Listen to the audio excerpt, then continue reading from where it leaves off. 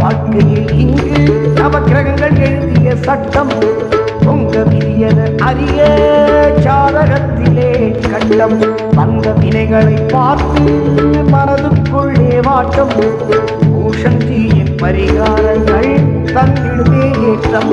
வணக்கம் நேயர்களே, பெயர் மாற்றம் மற்றும் வாஸ்து சாஸ்திரம் குறித்து நம்மில் எழும் பல்வேறு சந்தேகங்களுக்கு விடையளிக்க வருகை தந்திருக்கிறார் டாக்டர் பூஷன்ஜி பழனியப்பன் அவர்கள். இன்றைய முதல் கடிதம் பவானி மதுரையிலிருந்து எதிர்க்காங்க. ஐயா அவர்களே, தங்களுடைய நிகழ்ச்சியில் நாகதோஷம் பற்றி விளக்கம் அளித்தீர்கள். இருந்தும் பல கோவில்களில் நாகம் பாம்பு என்ற கான்செப்ட் இல்லாமல் இல்லை. பாம்பாட்டி சித்தர் என்று ஒருவர் இருந்தார். அவரை பாம்பை பிடித்துதான் பல விஷயங்கள் செய்ததாக அரைகுறை கேள்வி. இதில் ஏதேனும் உண்மை உள்ளதா அப்படின்னு கேட்டிருக்காங்க. அதாவது வந்து பாம்பாட்டி சித்தரை பற்றி சொல்லணும், நிறையா சொல்லணும். அவர் வந்து பாம்பை பிடிச்சவர், ஆக்சுவலாக வந்து பாம்பை பிடாதுன்னு தான் அவர். அது மாதிரி பிடிச்சிக்கிட்டே இருந்த ஒரு முறை அந்த உணர்ந்து அந்த பாம்பை பிடிக்கிறத விட்டுட்டு உடலில் தூங்கிட்டு இருந்த பாம்பை எழுப்பி அதை வச்சு சில விஷயங்களை கண்டுபிடிச்சார். அதுதான் பாம்பாட்டி சித்தருடைய வாழ்க்கை. அது சொன்னால் விரிவாக நமக்கு நேரம் பார்த்தது பெரிய பெரிய விரிவானது. ஆக்சுவலாக இப்போ வந்து பார்த்திங்கன்னா உண்மை என்னென்னா, மனித உடல் வந்து அற்புதமான சக்திகளை கொண்டது, மிக அற்புதமான சக்திகளை கொண்டது. இதில் வந்து பார்த்திங்கன்னா மனிதனுடைய உடம்புக்குள்ளே வந்து உறங்கும் பாம்புங்கிறது வந்து குண்டலினி. இதை பற்றி தெரிஞ்சவங்களுக்கு நல்லாவே தெரியும். அதான் என்ன சொல்லுவார்னா, அது பாம்பாட்டி சித்தருடைய இதில் என்ன வரும்னா பார்த்திங்கன்னா, சிவத்தின் மீது சித்தத்தை வைத்து மூச்சை சுவாசத்தை ஒடுக்கினால் சீறி எழும் பாம்பு அதுவே குண்டலினியினர்.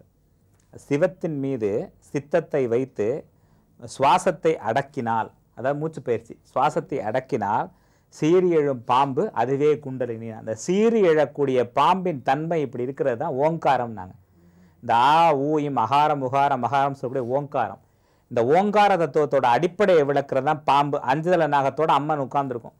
அம்மனை பார்த்தா அம்மன் பாம்பை வசப்படுத்தி வச்சிருக்கு, யாராவது தப்பு பண்ணால் கொத்த விடும் அப்படின்னு அர்த்தம்லாம் எடுத்துக்கூடாது. அந்த பஞ்ச கோஷங்கள், அண்டமய கோஷம், ஆனந்தமய கோஷம் சொல்லி உடம்புல உள்ள 5 கோஷங்களையும் கட்டுப்படுத்தக்கூடிய சுவாசத்தை எப்படி பயன்படுத்தணும், அந்த இறைவன் மீது சித்தத்தை வச்சுட்டு அந்த மூச்சை சுவாசத்தை கரெக்டாக பயிற்சி பண்ணால் அந்த சீறி எழும் குண்டலினிங்கிறது அற்புதமான பேரின்பத்தை கொடுக்கக்கூடியது.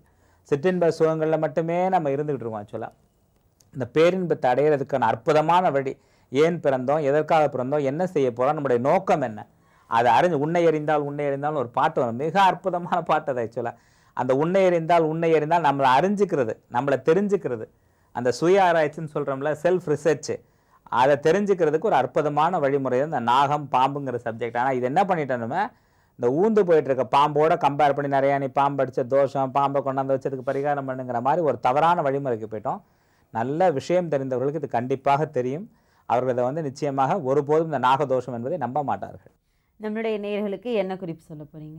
முன்ஜென்மத்து பாவமாகலை. இப்போ வந்து சிலர்லாம் பார்த்தீங்கன்னா வாழ்க்கையிலலாம் சொல்லுவாங்க, நான் நிறைய நன்மைகளை தான் செய்கிறேன் சார், யாருக்கும் நான் கஷ்டங்களே கொடுக்குறதுலேன்னு சொல்கிறவங்க இருக்காங்க. அதில் ஒரு சிலர் சும்மா சொல்லுவாங்க, ஒரு சிலர் உண்மையிலே கரெக்டாக இருக்கும். யாரை கேட்டாலுமே யார் நான் தப்பு பண்ணேன்னு ஒத்துக்க போகிறேன். இருந்தாலும் வந்து வாழ்க்கையில் நிறைய கஷ்டங்களை அனுபவித்தவங்க வந்து இது முன்ஜென்மத்து வினை தானே. அவங்க செய்யக்கூடிய பரிகாரம் என்ன அப்படின்னா, வளர்பிறை தேய்பிறை 2 பிறையிலையும் வரக்கூடிய சப்தமி திதி அப்புறம் பௌர்ணமி அன்னைக்கு வந்து சிவபெருமானுடைய ஆலயத்துக்கு இல்லை சிவன் சன்னிதானத்துக்கு போயிட்டு 12 முறை வலம் வந்து வழிபடணும். 3 முறை அடிப்பிரதட்சணம் செய்யணும். 12 முறை சாதாரணமாக வலம் வர்றது, அப்புறம் 3 முறை அடிப்பிரதட்சணம் செஞ்சுட்டு அன்னைக்கு வீட்டுக்கு வந்ததுக்கப்புறம் கருப்பட்டி 1 கிலோ, வெல்லம் 1 கிலோ, 2 கிலோ கல்லுப்பு, இவைகளை வந்து யாராவது ஒருத்தருக்கு காய்கறிகளோடு சேர்த்து தானமாக கொடுக்கணும். இது போல் வந்து 4 சப்தமி திதியும் 2 பௌர்ணமியும் பண்ணணும். மொத்தம் 6 முறை இது மாதிரி செய்யறதுனால முன்ஜென்மத்து வினை நீங்குவதாக நமது நூல்கள் சொல்லுகின்றன. மந்திரங்கள் சொல்ல இனி வெற்றி மட்டுமே கிட்டும்.